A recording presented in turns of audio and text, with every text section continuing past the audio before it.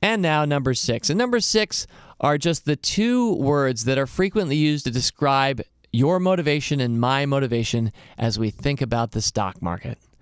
And they're both negative words. And you hear this all the time. And I think, again, it casts doubt and darkness and worry around the whole idea of the stock market.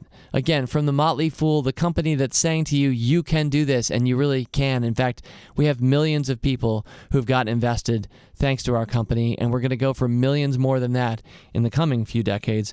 But the terms fear and greed, the idea that these opposite motivations all the time are what's driving your money decisions. Fear during times like this where the stock market is selling off, but then the opposite, reverting in up times to greed.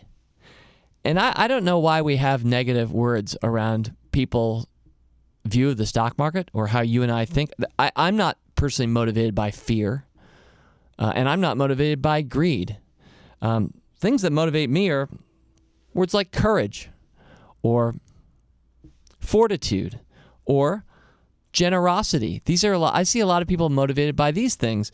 And if I were to try to replace fear and greed, the words that I'll replace each one with are, in the case of fear, I would say caution.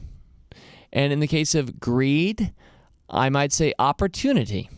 Those are really the emotional motivations that I have. Caution at some points, and a sense of opportunity or opportunism at others.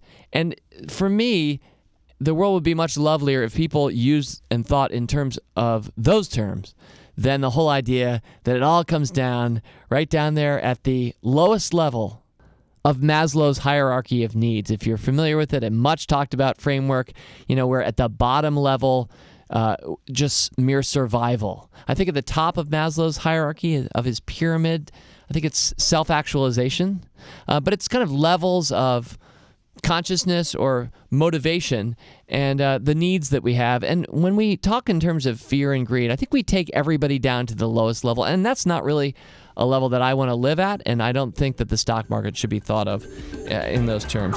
As always, people on this program may have interest in the stocks they talk about, and the Motley Fool may have formal recommendations for or against. So don't buy or sell stocks based solely on what you hear.